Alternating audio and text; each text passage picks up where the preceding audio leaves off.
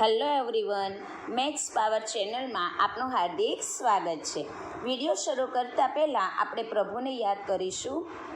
યા દેવી સર્વભૂતેષુ વિદ્યારૂપેણ સંસ્થિતા નમસ્તસ્યૈ નમસ્તસ્યૈ નમસ્તસ્યૈ નમો નમઃ. આજે આપણે અપૂર્ણાંકોનો પૂર્ણ સંખ્યા વડે ભાગાકાર કરતા શીખીશું. મીન્સ અપૂર્ણાંકમાં ભાગાકાર કઈ રીતે કરવાનો છે તેના વિશે માહિતી મેળવીશું. તો ફર્સ્ટ પોઈન્ટ છે અપૂર્ણાંકોનો પૂર્ણ સંખ્યા વડે ભાગાકાર. અપૂર્ણાંકનો પૂર્ણ સંખ્યા વડે ભાગાકાર કરવા માટે અપૂર્ણાંકને પૂર્ણ સંખ્યાના વ્યસ્ત વડે ગુણવામાં આવે છે.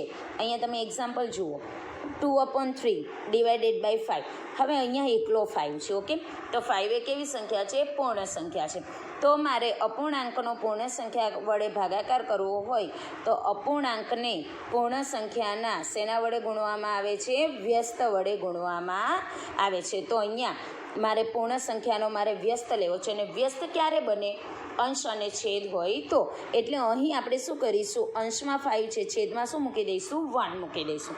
હવે વ્યસ્ત સંખ્યા આપણે અગાઉ પણ શીખી ગયા છે. વ્યસ્ત સંખ્યા એટલે માની લો અત્યારે હું સીધી ઊભી છું તો મારું માથું ઉપર છે અને પગ નીચે છે. જો મને ઉલટાવી દેવામાં આવે તો મારા પગ ઉપર અને માથું નીચે છે, તો એને કહેવાશે વ્યસ્ત સંખ્યા. તો અહીં 5/1ની વ્યસ્ત સંખ્યા કઈ થશે? 1/5. હવે યાદ રાખજો, એને પૂર્ણ સંખ્યાના વ્યસ્ત વડે ગુણવામાં આવે છે, એટલે ભાગાકારનું કન્વર્ટ એમાં થઈ જશે ગુણાકારનું. એટલે જો 2/3 અહીંયા ભાગાકારનું શું થઈ ગયું? ગુણાકાર. અને 5/1ની વ્યસ્ત સંખ્યા 1/5. હવે આપણે આગળ શીખી ગયા છે કે અપૂર્ણાંકનો ગુણાકાર કરવા માટે અંશનો ગુણાકાર અને છેદનો ગુણાકાર કરવો પડે. તો અહીં મેં અંશનો ગુણાકાર કર્યો છે 2 × 1 અને છેદનો ગુણાકાર 3 × 5. 2 × 1 = 2 અને 3 × 5 = 15. તો આને આપણે કહીશું અપૂર્ણાંકનો પૂર્ણ સંખ્યા વડે ગુણાકાર. હવે નેક્સ્ટ જુઓ, અપૂર્ણાંકનો અપૂર્ણાંક સાથે ભાગાકાર. હવે અહીં મારે અપૂર્ણાંકનો અપૂર્ણાંક સાથે ભાગાકાર કરવાનો છે, તો સમજી લો કઈ રીતે કરીશું. એક અપૂર્ણાંકનો બીજા અપૂર્ણાંક વડે ભાગાકાર કરવા માટે અપૂર્ણાંકને બીજા અપૂર્ણાંકના વ્યસ્ત વડે ગુણવામાં આવે છે. યાદ રાખજો, અપૂર્ણાંકનો જ્યારે પણ ભાગાકાર કરવાનો હોય ત્યારે ભાગાકારને વ્યસ્ત સંખ્યા, યાદ રાખજો, ભાગાકાર એ ગુણાકારની વ્યસ્ત ક્રિયા છે. એવરી ટાઈમ એક્ઝામમાં પૂછાય છે કે ભાગાકાર એ ગુણાકારની વ્યસ્ત ક્રિયા છે. એટલે આપણે ભાગાકારને શેમાં મૂકવાનું? ગુણાકારમાં. અને વ્યસ્ત ક્રિયા એટલે કે યાદ રાખવાનું, ભાગાકાર પછીનો જે પણ સંખ્યા હોય એનો વ્યસ્ત લખવાનો. તો 4/5 છે, એનો વ્યસ્ત શું થશે? 5/4. એટલે અહીં મારી સંખ્યા બનશે 2/3 × 5/4. હવે શું કરશું? અંશોનો ગુણાકાર અને છેદોનો ગુણાકાર. તો 2 × 5 ડિવાઇડેડ બાય 3 × 4. 5 × 2 = 10 ને 3 × 4 = 12. હવે 10 અને 12 બંને 2ના ટેબલમાં આવે છે, રાઈટ? તો 2 × 5 = 10 અને 2 × 6 = 10. અહીંયા મારે બંને 2 કેન્સલ થઈ જશે. બંને 2 મેં કેન્સલ કરી દીધા. મારી પાસે શું વધ્યું? 5/6. નેક્સ્ટ, પૂર્ણ સંખ્યાઓનો અપૂર્ણાંક વડે ભાગાકાર. હવે પૂર્ણ સંખ્યાને અપૂર્ણાંક વડે ભાગાકાર કરવો હોય તો કઈ રીતે? તો પૂર્ણ સંખ્યાનો અપૂર્ણાંક વડે ભાગાકાર કરવા માટે પૂર્ણ સંખ્યાને અપૂર્ણાંકના વ્યસ્ત વડે ગુણવામાં આવે છે. આ અપૂર્ણાંક છે, એનો મારે વ્યસ્ત કરવો પડશે. ભાગાકાર એકોની વ્યસ્ત ક્રિયા ગુણાકારની. તો ભાગાકાર શેમાં કન્વર્ટ થાય? ગુણાકારમાં. હવે 2/5 છે, એનું શું થશે? 5/2. હવે 3 × 5/1 × 2. તો 3 × 5 = 15 અને 2 × 1 = 2. હવે 15/2 છે એ કયો અપૂર્ણાંક કહેવાશે? ઇમ્પ્રોપર ફ્રેક્શન, એટલે કે અશુદ્ધ અપૂર્ણાંક. અને અશુદ્ધ અપૂર્ણાંકને આપણે શેમાં કન્વર્ટ કરવો પડે? મિશ્ર અપૂર્ણાંક એટલે કે મિક્સ ફ્રેક્શનમાં. તો આપણે શીખી ગયેલા છે કે 2નો ટેબલ ક્યાં સુધી બોલવો પડશે? 15 સુધી. 2ના ટેબલમાં 15 નહીં આવે તો આપણે શું કરશું? એનાથી નાનો એકમ એટલે કે 2 × 7 = 14. તો 2 × 7 = 14. હવે 15 - 14 તો કેટલા બાકી રહેશે? 1. તો આપણે અહીંયા લખીશું 1. Let's start exercise 2.4. Question number 1 શોધો નંબર 1 12 ડિવાઇડેડ બાય 3/4. હવે જ્યારે આપણે પૂર્ણ સંખ્યાનો અપૂર્ણાંક સાથે ડિવિઝન કરવાનું હશે ત્યારે અપૂર્ણાંકને વ્યસ્ત સંખ્યામાં કન્વર્ટ કરીશું. 12 ડિવિઝન શેમાં થઈ જશે? મલ્ટિપ્લિકેશન. હવે 3/4 છે, 3/4નો મારે ઇન્વર્સ નંબર 4/3. હવે આપણે અગાઉ શીખી ગયેલા કે જ્યારે અપૂર્ણાંકનો ગુણાકાર કરવાનો હોય ત્યારે અંશનો ગુણાકાર અને છેદનો ગુણાકાર. સો 12 × 4 અપોન 12ની નીચે કંઈ નથી એટલે શું આવશે? 1 × 3. હવે તમે જુઓ અહીંયા આપણે ડાયરેક્ટ કેન્સલ કરી શકીએ. 3 4 = 12. 4 × 4 = 16. Next 14 divided by 5/6. 14 × 6/5. ચલો 14 × 6 1 × 5. હવે તમે જુઓ અહીંયા આપણે પોસિબલ નથી ને. સો 14 × 6 6 4 = 24. 2 કેરી ઓન. 6 1 = 6. 6 + 2 84/5. નાવ સી 84/5 આ કેવું ફ્રેક્શન છે? Improper fraction. તો એને આપણે કન્વર્ટ કરીશું મિક્સ ફ્રેક્શનમાં. 5ના ટેબલમાં 84, 5નો ટેબલ જોઈએ એમાં 84. તો આપણે શું કરીશું? અહીંયા ડિવિઝન તમે કરી શકો. 84/5. 5 1 = 5. 3 and 4.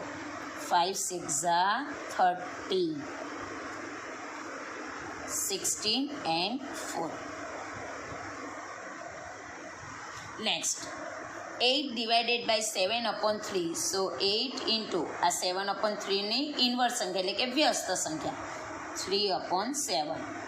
8 × 3/1 × 7 = 24/7. હવે 24/7 એ પણ કેવી ફ્રેક્શન છે? ઇમ્પ્રોપર. તેને આપણે મિક્સમાં કરશું. 7 તારી 21. How many? 3.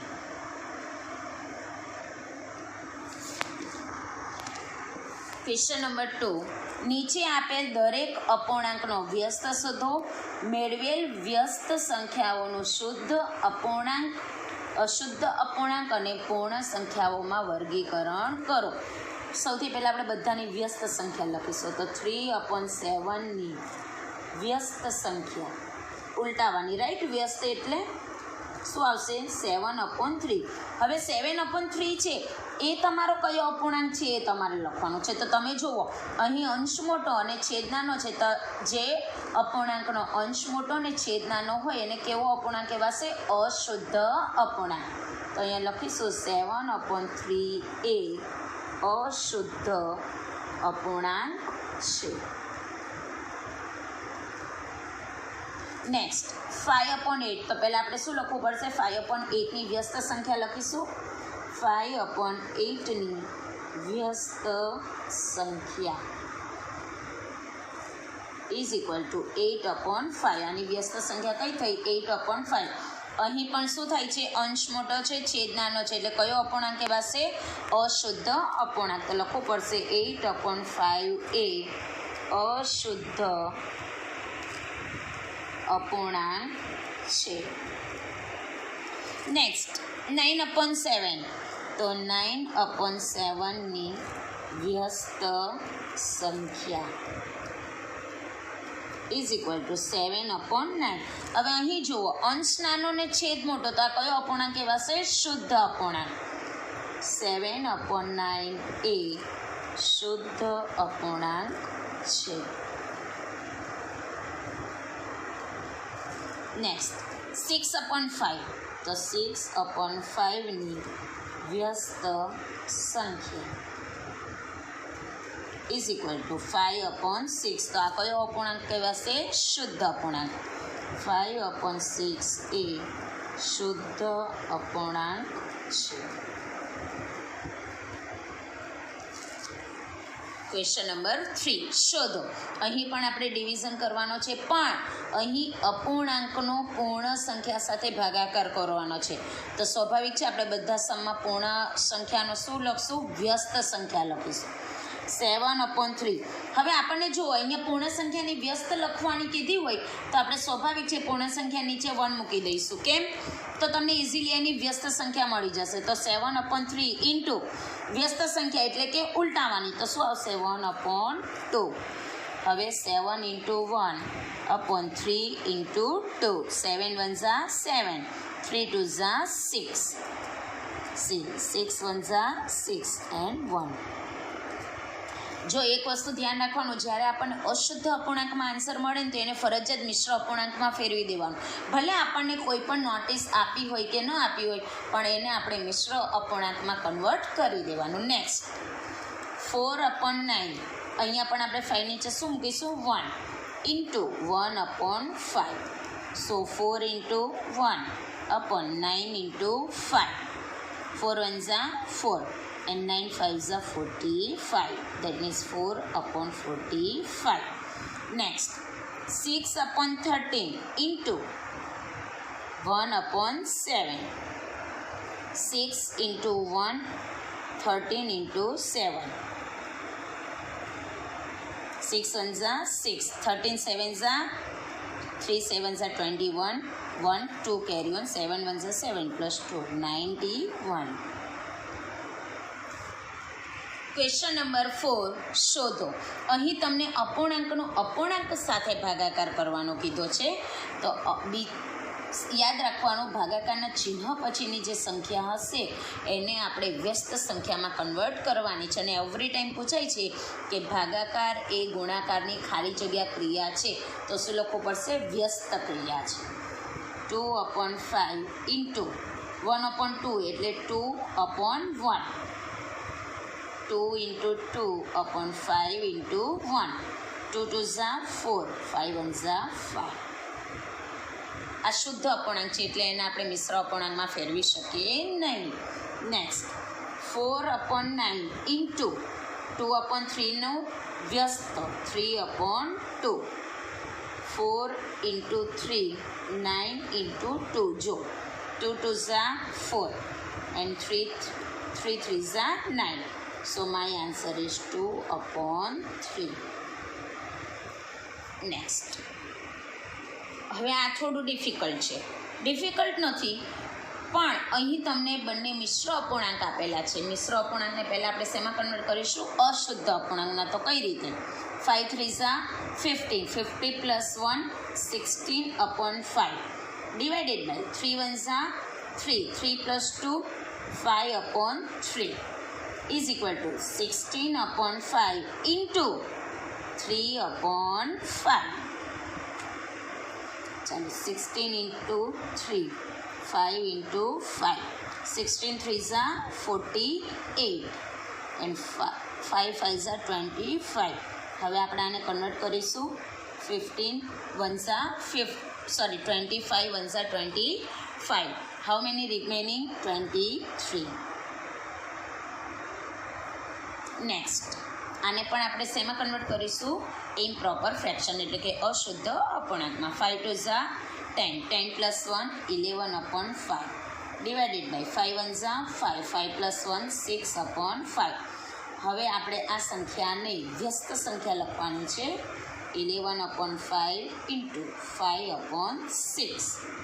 ચલો 11 into 5/5 into 6. 11 5 55, 5 6 30.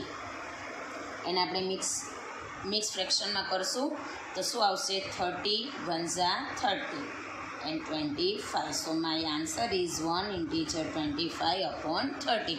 Here exercise 2.4 over. I hope you can understand easily. Thank you.